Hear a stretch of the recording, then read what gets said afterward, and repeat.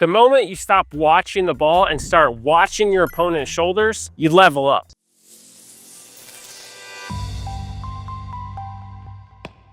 The shoulder angle of your opponent predicts direction before contact, and the paddle face that your opponent has will show the speed.